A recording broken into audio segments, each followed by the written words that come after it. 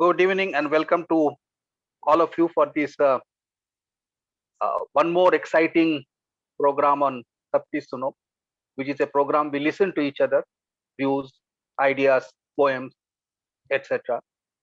आज के हमारे एंकरिंग करने वाले हैं हमारी ब्यूटीफुल जोड़ी श्याम और संध्या.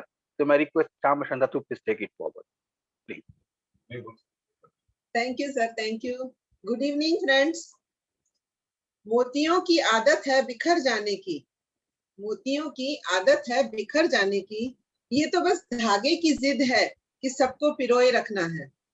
माला की तारीफ तो सभी करते हैं क्योंकि मोती सबको दिखाई देते हैं. काबिले तारीफ तो धागा है जनाब जिसने सबको जोड़ के रखा है. जी हाँ दोस्तों, हमारे MRL ग्रुप के mentor doctor Sen Gupta sir और समथा दीदी वही धागा है जो सामने बहुत कम आते हैं पर MRL की माला को बराबर हार में पिरोकर रखा है. Thank you sir for binding us by organizing unique and beautiful programs and encouraging every member. Thank you. तो दोस्तों आइए आगाज करते हैं आज की शाम का और बुलाते हैं हमारे ग्रुप की गजल गायिका कुलविंदर जी के पतिदेव श्री JS फरमान भाई साहब को, जो हमें हैप्पी रहने के छोटे छोटे नेचुरल टिप्स बताएंगे. आइए सर. फरहान भाई साहब. Yeah. Are you able to hear me properly? Yes. Okay. Hello. प्रिय MRL के मित्रों, आप सबको मेरी प्रेम भरी नमस्कार. राम राम, सत श्री अकाल. मैं आप सबके साथ रोजाना जिंदगी के जीने के ढंग शेयर करने जा रहा हूं. लेकिन इससे पहले मैं बताना चाहता हूं कि मैं प्राकृतिक और नॉन एलोपैथिक ट्रीटमेंट में ज्यादा विश्वास रखता हूं, जैसे naturopathy, aromatherapy, magnetic therapy, neuropathy, acupressure and Ayurveda etcetera. Last but not the least, house hold remedies. मेरा ये मानना है कि हमें दर्द और दुख सहने की क्षमता बढ़ानी चाहिए. आधी समस्या तकलीफ इसी से ठीक हो जाएगी. छोटी छोटी बीमारियों में तुरंत गोली लेने से बचें, जैसे सर दर्द, जुकाम, खांसी, गला खराब, पेट दर्द या बदहजमी वगैरह वगैरह. Try to analyze why it has happened. This will increase your immunity. ज्यादातर तकलीफ इसलिए भी बढ़ रही है क्योंकि हम अपने संस्कारों को छोड़कर वेस्टर्न कल्चर की तरफ बहुत आगे बढ़ गए हैं. Always remember, it's never late to start anything. Start loving and living for yourself. Let us start our happy lifestyle from morning. Best time to get up is around 5:30 AM or earlier if possible. At this time, it's quite peaceful, complete silence and positive energy all around. One's mind is also quite fresh and thought-free. Lie straight on the bed, close your eyes and start meditating by chanting God's name and mantras slowly, like Om, Hare Krishna, Vaheguru, as you feel comfortable. Along with this, do stretching exercises like stretching your feet outwards 10 to 15 times and later sideways again 10 to 15 times. This will take care of your joint pain to some extent. After this, bend whole body sideways and sit on the edge of the bed. Do not get up straight and suddenly to avoid unnecessary strain on the spinal cord. Never put your feet on the ground to avoid thermal shock to your feet soles. Use doormat for this. Always allow some time of 30 to 40 seconds before moving away from bed, as there is a time lag between brain reaction time and physical movement. This is very important during night and early morning time. Otherwise, there is a chance we may lose balance and fall. So never be in a hurry. Next is saliva therapy for your eyes. Moisten both eyes well with your saliva with the finger. This will keep eyes cool, lubricated, soothe eye nerves, help controlling deterioration of eyesight, and will also help in prevention of cataract even. I've been doing this for last 3 to 4 years. Do not wash your eyes while washing face.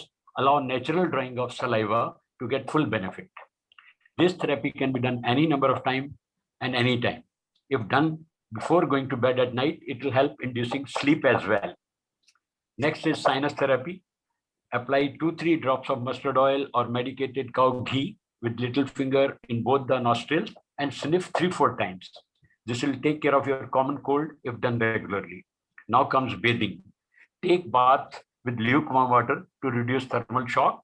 Remember, pouring water on body should start from feet upward rather than face downward. This will help in a big way to prevent sneezing and sinus problem. To sum up, I request you to take the following tips seriously. Slow and steady wins the race. Early to bed, early to rise. Love and live for yourself. Leave hypocrisy, manipulation, and live simple life natural way. Be indebted to God for whatever He has given, and thank Him for wonderful night in the morning and wonderful day at night. Thank you very much. This is what I want to share with you, but our limited time is there, and I am very grateful to Dr.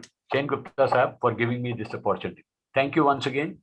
Have a wonderful time and wonderful. Thank you. बहुत बढ़िया tips थी भाई साहब आपने। इसके लिए तो आपका पूरा एक सेशन होना चाहिए इन सब चीजों के लिए, बिकॉज इन सब चीजों की बहुत जरूरत है हमें। Thank you. Thank you. अब मैं सादर आमंत्रित करना चाहूंगी हमारी हम सब की चहेती, अपनी स्किट्स और अदाकारी से कभी रुलाने वाली कभी हंसाने वाली, देश प्रेम से इंसानियत से प्यार, धैर्य और मुस्कुराहट से सदैव भरी हुई, हर परिस्थिति में बैलेंस शख्सियत। आप समझ गए होंगे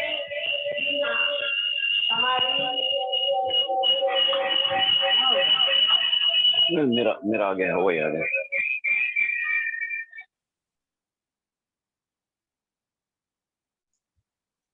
हेलो हेलो, हाँ जी, हो गया संध्या आपका? नहीं मैं बोल रही हूँ। अरे हाँ। आप हाँ भरी हुई हर परिस्थिति में बैलेंस्ड शख्सियत। आप समझ गए होंगे, जी हाँ, हमारी समथा दीदी। और आज हमें उनका एक नया टैलेंट दिखाई देगा, जिसमें उन्होंने आज स्वयं एक कविता लिखी है और उसे संगीत के विविध स्वरों में संवारा है, और हर एक म्यूजिक उस फील्ड के पर्सन के लिए कितनी मेलोडियस है यह बताया है। ज्यादा बात न करते हुए हम बुलाना चाहेंगे हमारी समथा दीदी को। आइए समथा दीदी। Oh, thank you very much, Sandhya. Skits and all is the teamwork of all of you. So all the appreciation goes to you all only. So मैंने एक छोटी सी कविता लिखा है, and the topic is music. Music is my love and passion. I feel, see, and listen to music anywhere and everywhere.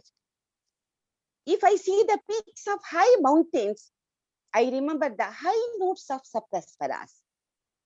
If I imagine the depths of seas, I can visualize the very low swaras of the Saptaswaras. Music is my God, my teacher, and my friend too. Music teaches people health and happiness. Not just the Saptaswaras, but other sounds are also melodies too.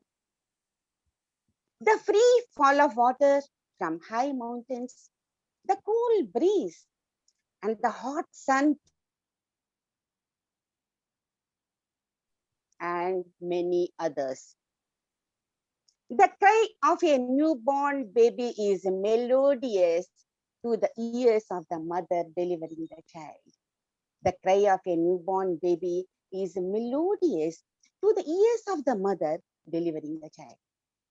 The sound of a final school bell is melodious to the ears of school kids to rush back home.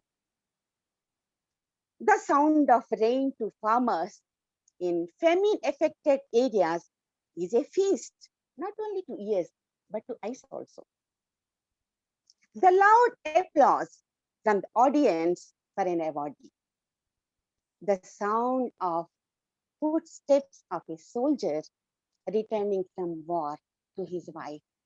The sound of footsteps of a soldier returning from war to his wife. The national anthem for a sports person played after winning an international sport. The word successful from a surgeon to the waiting relatives of the patient outside operation theater. The word successful from a surgeon to the waiting relatives of the patient outside the operation theater. The life is full of many more such unforgettable melodious tunes. And finally, the classroom-like noise of all before starting an MRL session. Haji, Kyoji, Kyaji, Veena ji, Saxena ji, Namaskar ji, Aashirwad dijiye ji, good evening sir, and many more. And all such sounds are melodious to all, till all are requested by the host to mute. Now, silence prevails. But sometimes silence speaks. Silence speaks. The sound of the soundless silence is also melodious. The sound of the soundless silence is also melodious. It speaks about the discipline of MRL members. Proud to have such members in our MRL family. Thank you very much. Wow दीदी wow, एकदम unique प्रस्तुति है आपकी. Heads of to your सोच and creativity. Thank you very much. Thanks a lot. दोस्तों, हर पल मुस्कुराओ, बड़ी खास है जिंदगी. क्या सुख क्या दुख, बड़ी आस है जिंदगी. न शिकायत करो, न कभी उदास हो, और नो कंफ्यूजन, क्योंकि जिंदा दिल से जीने का एहसास है जिंदगी. यही बताने आ रहे हैं सदैव पॉजिटिव सोच रखने वाले लाइफ में प्रैक्टिकल शरद उमर जी. शरद उमर जी, शरद उमर जी, हेलो. अनम्यूट करिए. हाँ किया मैं ऑडिबल हूँ? या मेरी आवाज सुनाई दे रही है? हाँ जी, हाँ जी. Welcome sir. I just wanted to share one article which I came across. It was written, this was written by one Dr. Kaushik, and he talks about one Dr. Arnoldo Lichtenstein, who while teaching the students of clinical medicine, the fourth year students, he was wanting to know why there is mental confusion among the senior citizens, the one who are above 60, why there is mental confusion. So he was, while conducting the class, he went and asked the students, what do you think the reason could be? So the students, one of them replied back, he said it could be something like he must be having a tumor in the brain. So the doctor replies back, he says no. Second person says that there could be possibly something like the early sign of Alzheimer's. So again the doctor says no. So each rejection of the doctor, the students were keeping quiet. They were not able to reply back. So each time that they were answering, the doctor was saying no. So ultimately he said, okay, I will tell you the reason. He says, if you have the uncontrolled diabetes, or if you have urinary tract infection, or if you have dehydration, these are the three causes where you have the mental confusion. That's what he informed the students. And once he was informed about he informed all the students, then he was telling them why this happens. And he says that when no one is around, the senior citizens, they lose control and they forget to drink fluids, and ultimately it so happens that they get dehydrated. And at the dehydration, it so happens that almost 50% of the normal contents of your fluid requirement in the body, they're actually missing because of the dehydration, and you are not able to respond to various requirements of your body, and that's where you have mental confusion. And because of this, it so happens that you have a drop in blood pressure, you have increased palpitation, you have angina or something like chest pain, and you have coma, and in some cases even the death may arise, they say. So then, it so happens that the persons who are above 60, they have the habit of forgetting to drink water, and that is when they are not able to maintain. That is when they are not able to maintain the level of fluids in their body, which is normally supposed to be around 70 to 75% in the body, whereas just about 50% of the water you have in the body when because of this dehydration, all this happens.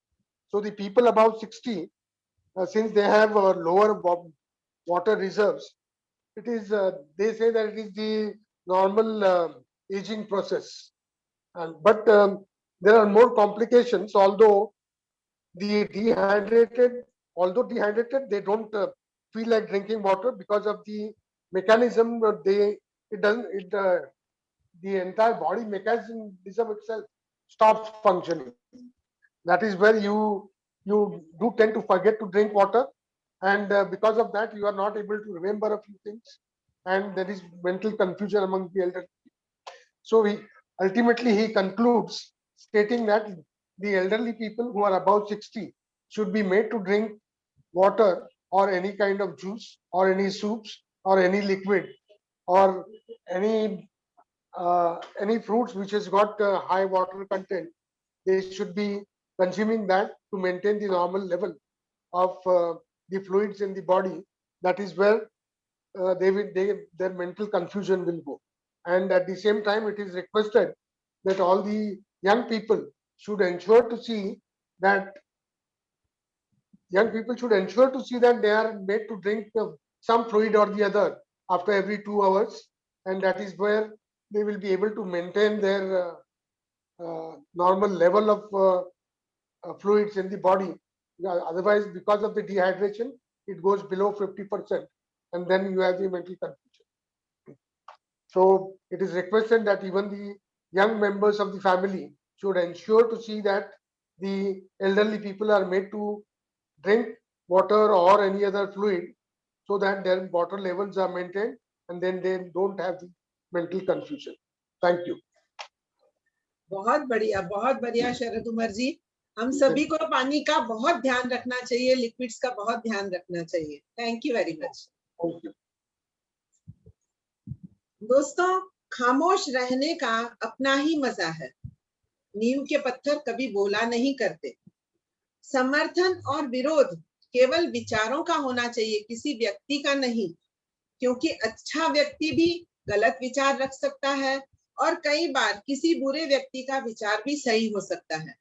ये सब हमने अपने अनुभव से सीखा है। और इसी टॉपिक पर आज प्रकाश डालने आ रहे हैं प्रकाश लखपते जी। प्रकाश जी, आप हैं? Prakash ji? he is there. Yes. Unmute. Good evening to everybody. Yes. Today, lot of people are telling about how to maintain the immunity. Whatever we do, there are so many options are available. In spite of that, there is a problem. But now if we have a problem, how to solve it? That is more important. So now I will tell you my experience of last 34 years. When I came to Nehru in 1986, what happened? In the first rainy season itself, there was a malaria problem. So in the first rainy season itself, I had 3 times malaria 1 month after which. Okay, so 3 times malaria. When I went to the doctor third time, I told him, he was my classmate actually. So I told him, what you are doing? Why the malaria is repeating again and again? Then he told me, then he gave me a big list of medicines, supplements, vitamins, tablets, like that. Total bill he made.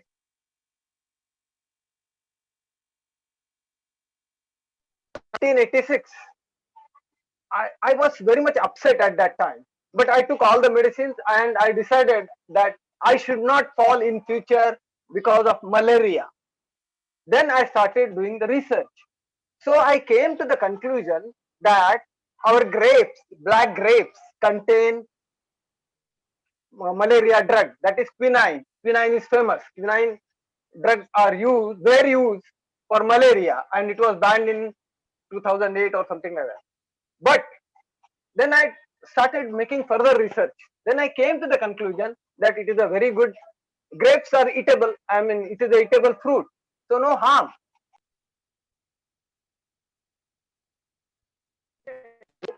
I waited for the next year.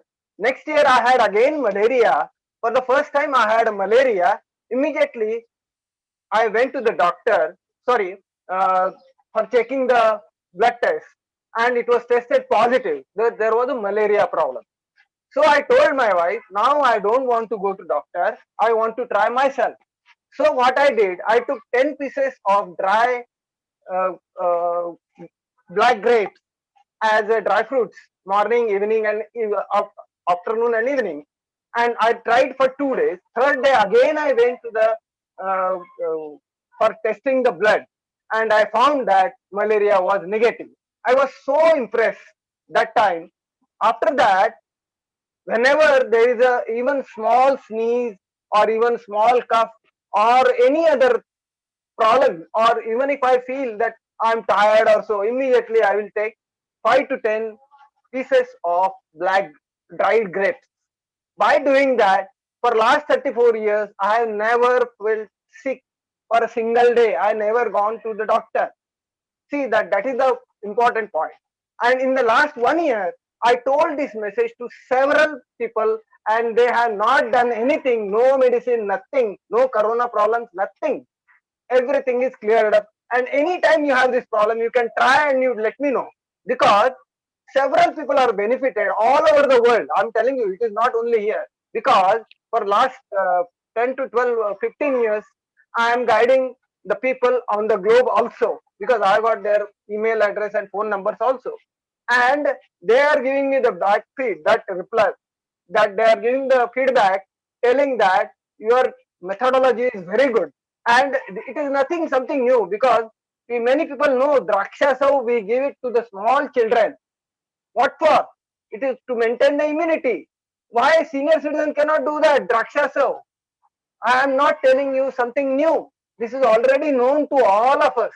And by doing this, you will not have any problem as far as immunity decreasing. Whenever immunity is decreased, you are bound to get infection, because the bacteria are inside your body itself. They will show their effect. That is why I am telling that this is a very simple method, and after 2 days you can try and go to the doctor if you cannot recover. But good lifestyle maintaining and other things are required, but there are so many options and so many varieties. In spite of that, immunity comes down because of some reason or the other. So how to take care of this is the simple solution, and if you do this, I think there will not be a problem. Now coming to the vaccination current problem, the problem is vaccination all over the world. All the people are minting money just by fooling the people. These vaccines are not time tested. Please note the word time tested. Time testing is most important for any vaccine, and if you see the rules of the vaccines and other things, you will find that time testing is very important. Then you decide whether you want to go for vaccination or not. Thank you very much. Wow, बहुत बढ़िया knowledge दिया, बहुत बढ़िया. Thank you Prakash ji. Okay okay. अब अगली पायदान पर हम आमंत्रित करते हैं JL चौधरी सर को, जो अपने विचार हम सबके साथ शेयर करेंगे. JL Chaudhary sir. Chaudhary sir. हाँ जी, नमस्कार. आइए सर, आइए. मेरी आवाज आ रही है? हाँ जी सर, आ रही है. अच्छा मित्रों, आज एक छोटा सा लेख जो मैंने स्वयं लिखा था वो आपके सामने प्रस्तुत कर रहा हूं, और उसका शीर्षक है जिंदगी का रंगमंच. जिंदगी का रंगमंच.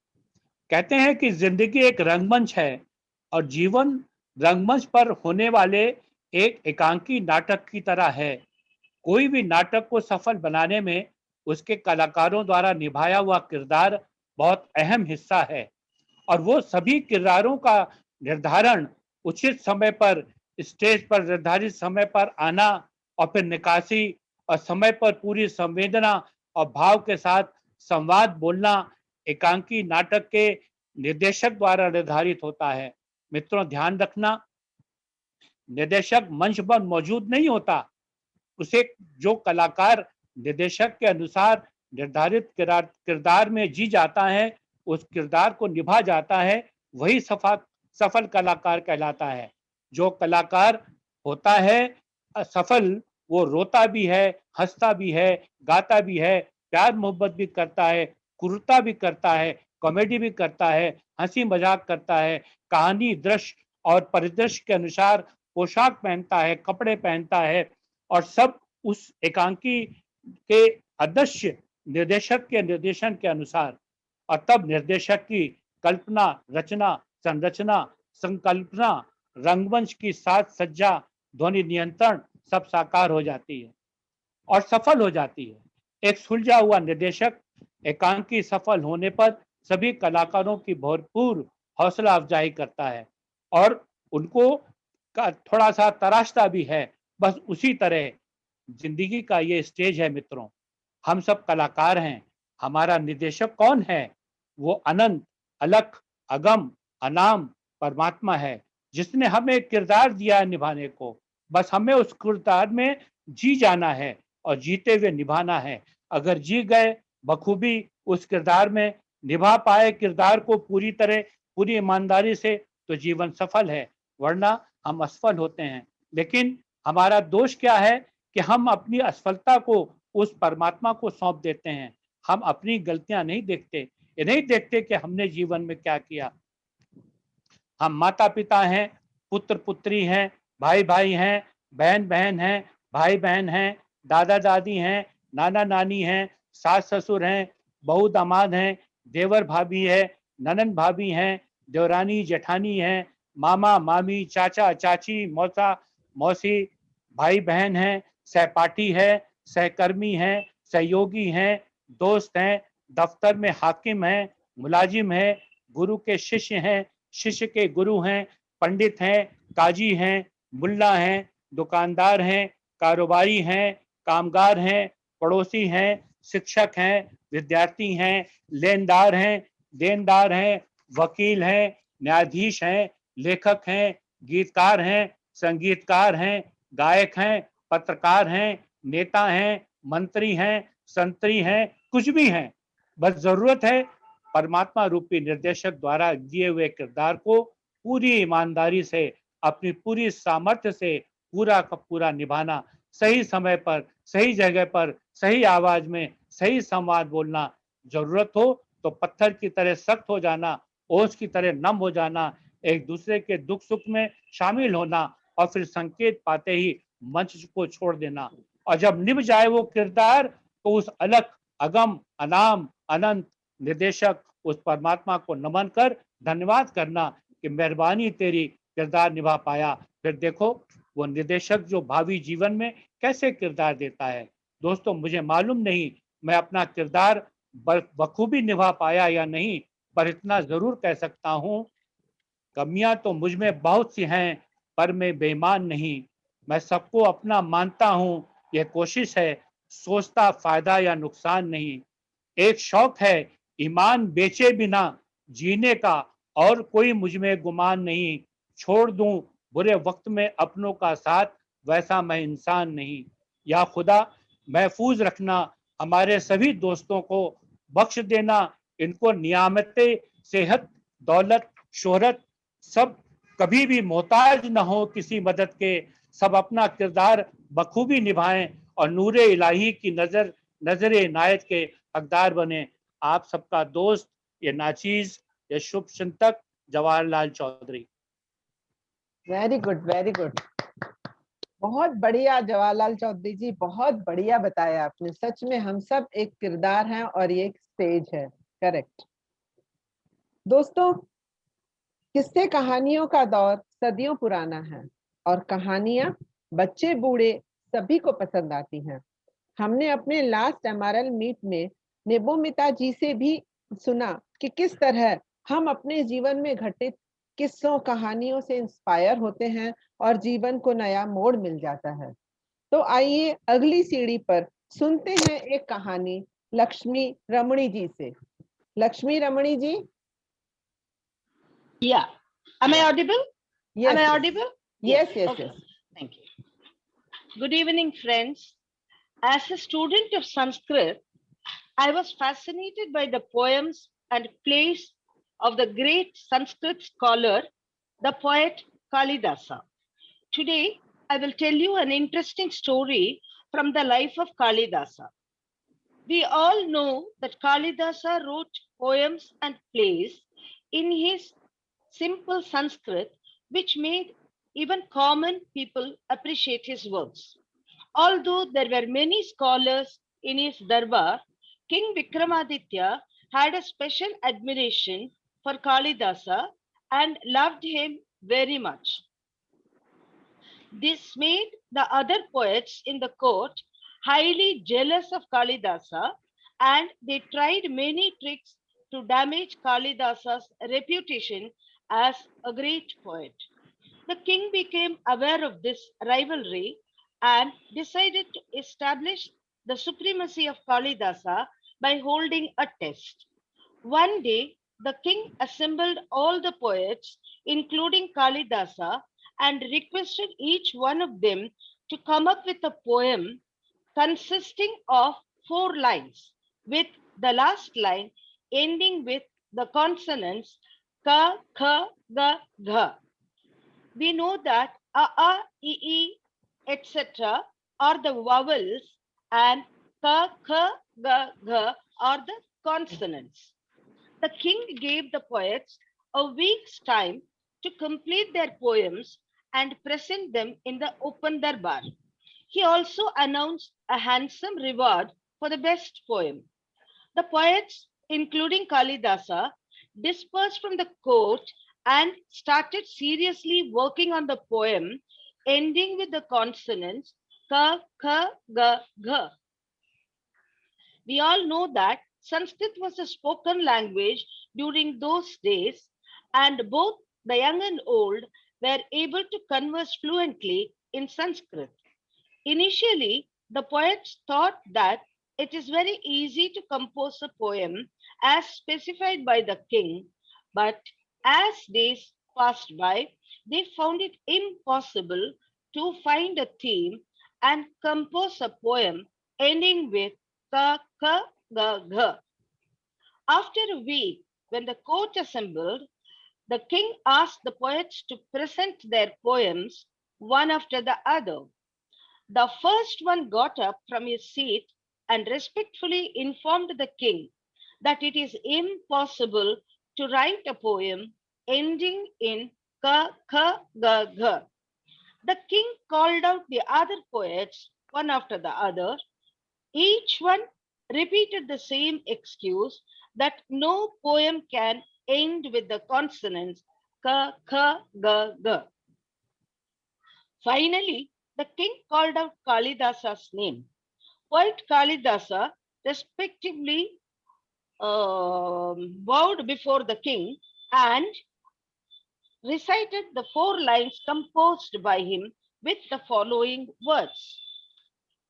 Katvam bale kanchanamala kasyaha putri kanakalatayah haste kimte tali patram kava rekha ka kha ga gha. After presenting this poem, Kalidasa bowed to the king, and the king appeared quite pleased with the poem. The other poets felt humiliated and were all enraged at the success of Kalidasa. They challenged him to explain the meaning of the poem. Kalidasa calmed them down and gave the following explanation. This morning, I saw a small girl in front of my house. I asked her, Katvam Bale, meaning, who are you, baby? She gave her the name as Kanchanamala. I asked her, Kasyaha Putri, meaning, whose daughter are you? She replied, Kanakalatayaha, meaning, She is Kanakalata's daughter. I asked her, Haste Kimte, meaning, what do you have in hand? She replied, Tali Patram, meaning palm leaves. I asked her, Kava Rekha, meaning what is written there? She replied, Ka Kha Ga Gha. All the courtiers were impressed with the poem written by Kalidasa. The king also praised Kalidasa's intellect and made him one of the Navaratnas in his court. I hope you like the story. Thank you for listening. Thank you very much. Wow wow Lakshmi दी, बिल्कुल सही फरमाया आपने। हमारा भारत वैसे ही रत्नों की खान है, इसीलिए तो भारत महान है। Yes, yes. Yes, yes. अब हम एक और मोड़ लेते हैं और सुनते हैं एक प्यारा सा भजन श्रीमती वारा लक्ष्मी जी से। वारा लक्ष्मी जी, आप हैं? हाँ, नमस्ते। आज अंगारे की संकष्टी होने की वजह से गणेश भजन मैं प्रसन्न करना चाहूंगी।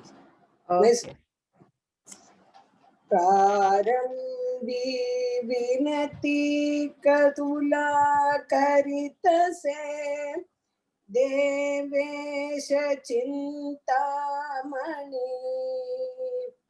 तेवीने तुझ साटे आसन पहा, मन मंदिरी गालुनी। भक्ति तोरण लाविले झलकते, श्रद्धा पताका दसी। उजलोनी मम नेत्र दीप बहते, मी बाट पाहे तुझे, मी बाट पाहे तुझे। गणराज गजानन गावा हो, गणराज गजानन गावा हो।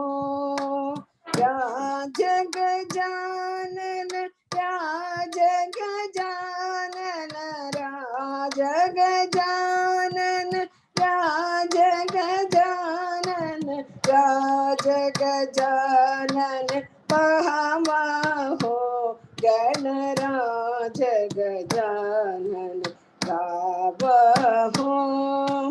सेंदूर चर्चित सोंड विराजित, सेंदूर चर्चित सोंड विराजित, हाथी मोदक पहवा हो, गणराज गजानन गावा हो।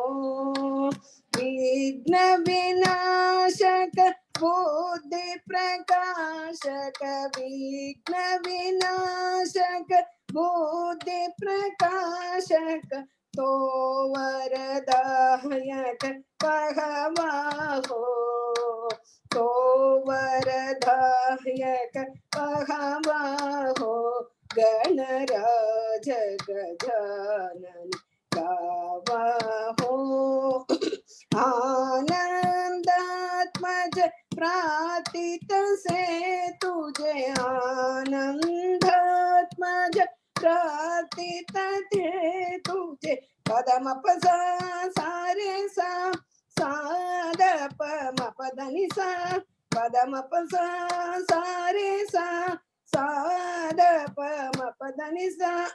आभव सागर तरवा हो, आभव सागर तरवा हो, गणराज गजानन गावा हो, गणराज गजानन गावा हो।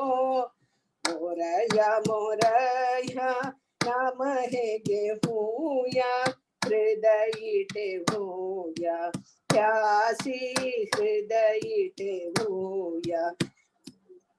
मोर मंगलमूर्ति चरणावरती तन मन धन है वाहुया मंगलमूर्ति चरणावरती तन मन धन है वाहुया मोरया मोरया नाम है गे भूया हृदय ते भूया त्यासी हृदय ते भूया त्यासी हृदय ते भूया गणपति पप्पा मोरया मंगलमूर्ति मोरया। Thank you.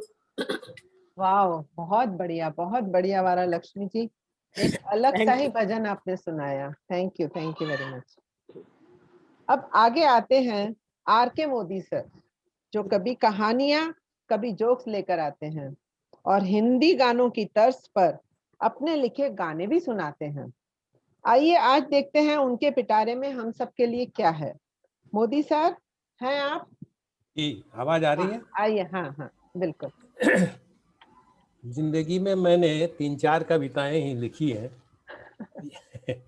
एक कविता मैंने लिखी थी जब मैं रिटायर हुआ था, तो उसका शीर्षक था सेवानिवृत्ति के बाद, और रिटायरमेंट के विदाई समारोह में भी यही कविता मैंने कही थी।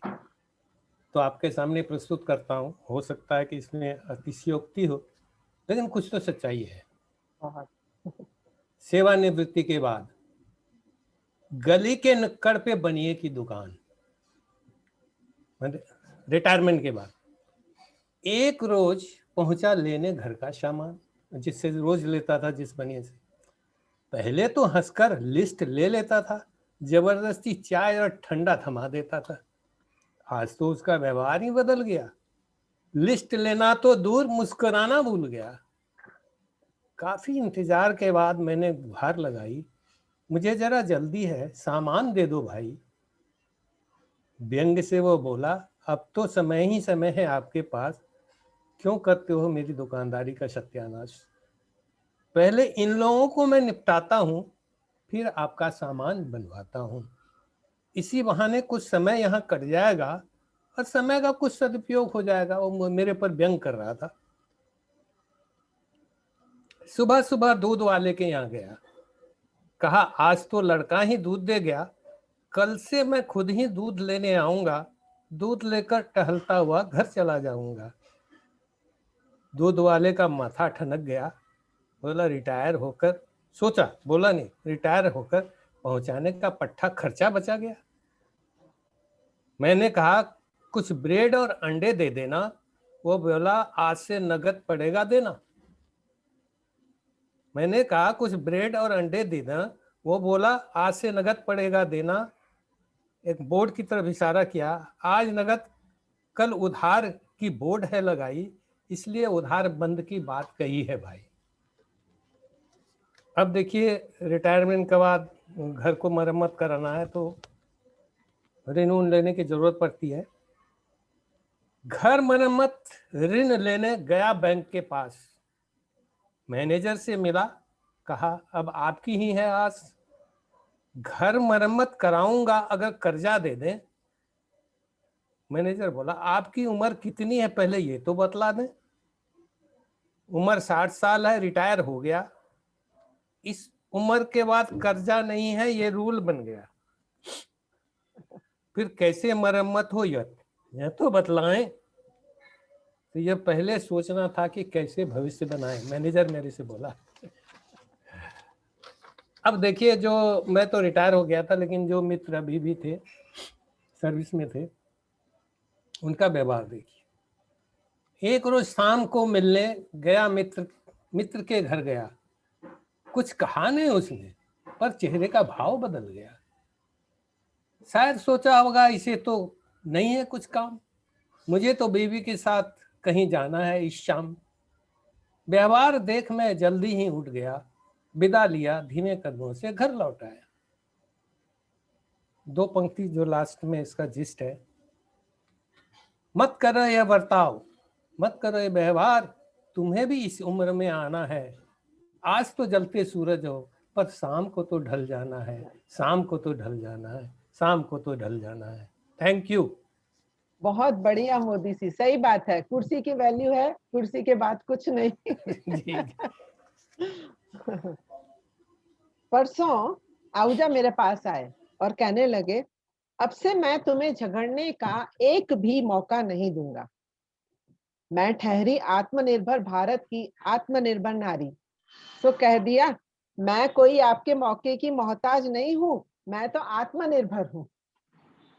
वैसे सच कहूँ तो मैं ही ज्यादा झगड़े के मौके देती हूँ क्योंकि मुझे रूठना और मनाने में बहुत मजा आता है। मित्रों, कहावत है ना, बोया पेड़ बबूल का आम कहाँ से पाए, या जाकी रही भावना जैसी प्रभु मूरत तिन देखी तैसी। Give positivity, take positivity. इसी बात पर प्रकाश डालने आ रही हैं मेरी नाम हमजोली संध्या गराज जी। संध्या जी। हाँ, I am audible ma'am? Yes yes, आवाज आ रही है ना? हाँ हाँ हाँ। Good evening sir. जो खोज करेगा उसे प्राप्त होगा। तू खुद की खोज में निकल, तू किस लिए हताश है, तू चल, तेरे वजूद की समय को भी तेरी तलाश है। मनुष्य विचारों से निर्मित प्राणी है, उसके विचार उसे बनाते हैं या उसे नष्ट करते हैं। हर पल मनुष्य अपने विचारों से अपना और अपने पूरे संसार का सृजन कर रहा है। मनुष्य और उसके विचार कुछ अलग नहीं, एक ही है। उसकी सभी भावनाएं जैसे उत्साह, आनंदित, निरुत्साह, निराशा, प्रेम, सभी भावनाएं जैसे उत्साह वो प्रत्यक्ष और अप्रत्यक्ष रूप से विचारों का संबंध होता है। कर्म यह विचारों का फल है, जैसा मन वैसा तन। विचारों से मनुष्य भगवान बनाता है या जानवर। इसलिए तो शुद्र विचारों का नतीजा है कि कुछ लोग हमेशा व्यथाग्रस्त रहते हैं। जीवन में नकारात्मक विचारों को रोकना मनुष्य का पहला कर्तव्य है। ध्यान, मेडिटेशन तथा सत्संग और सकारात्मक विचारों के बीच रहकर हम इसे हटाया जा सकता है। अपने विकास की जिम्मेदारी तुम्हें स्वयं लेनी चाहिए। अपने विचारों को बदलकर जीवन में हम महापरिवर्तन कर सकते हैं। आपका बाहरी जीवन ही आपका आंतरिक फल है।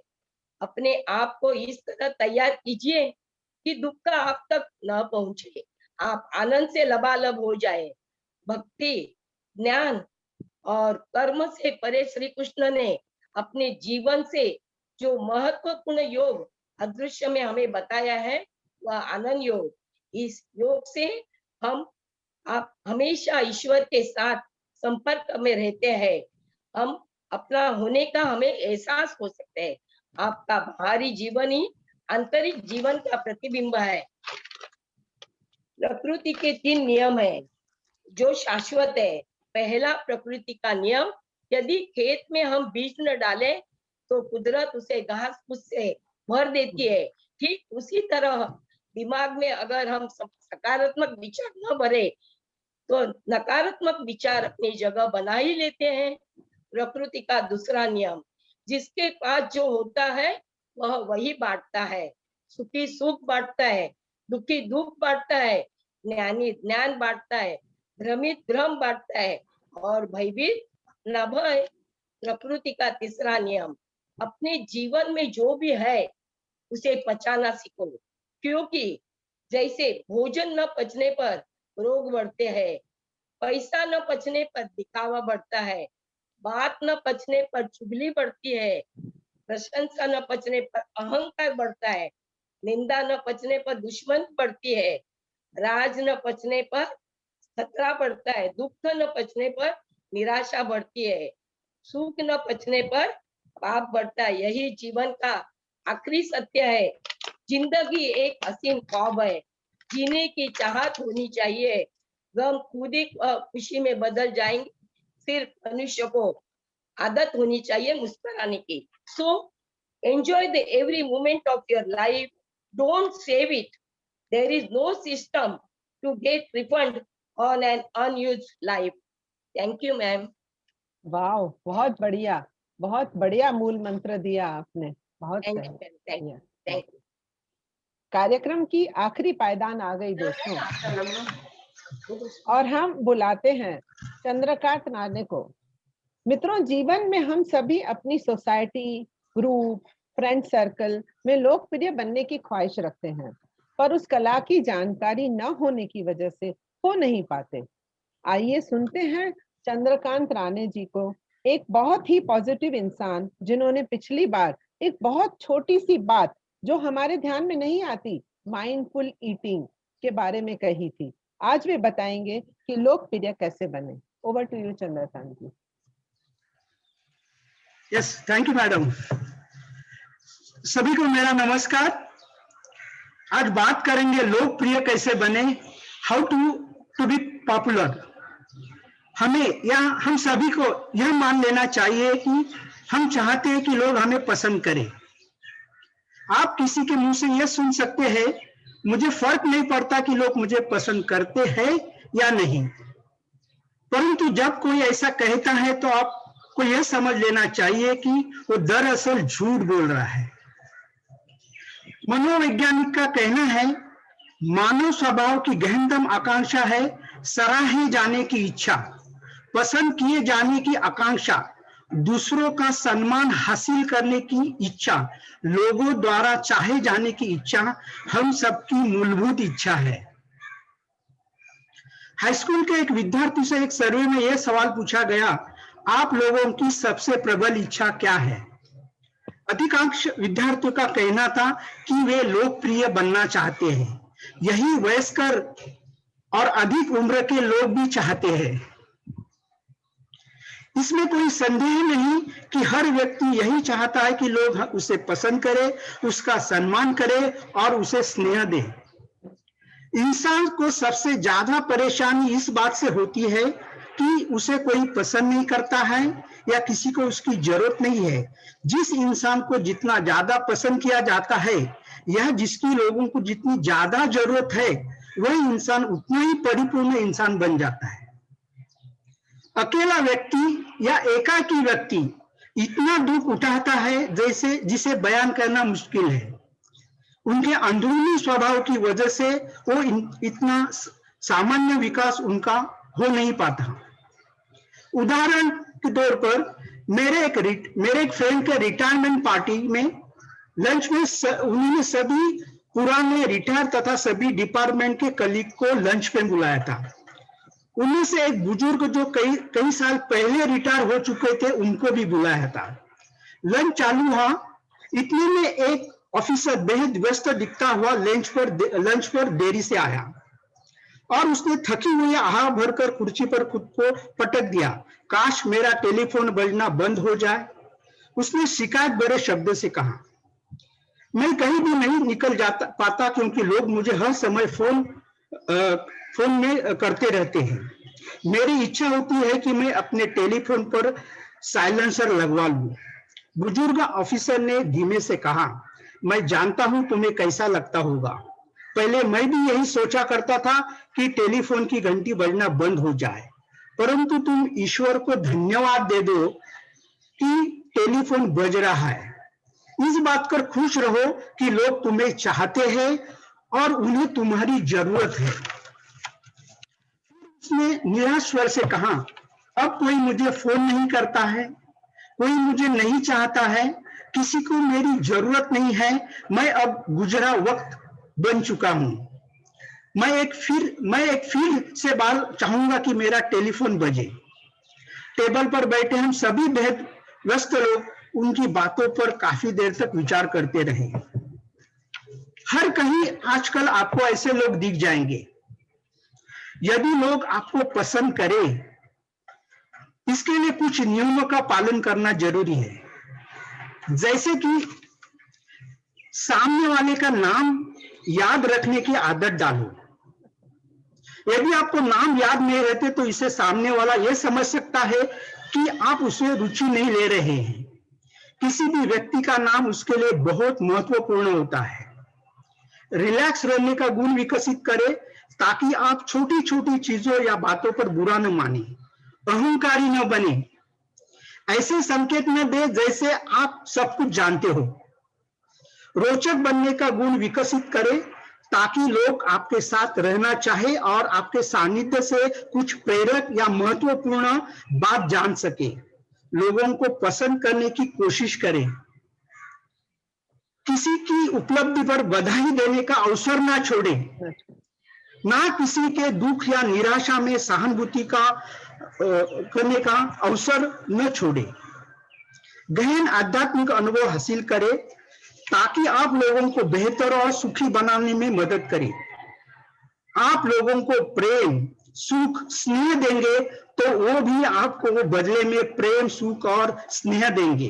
Thank you madam. Sandhya madam, धन्यवाद देना चाहता हूं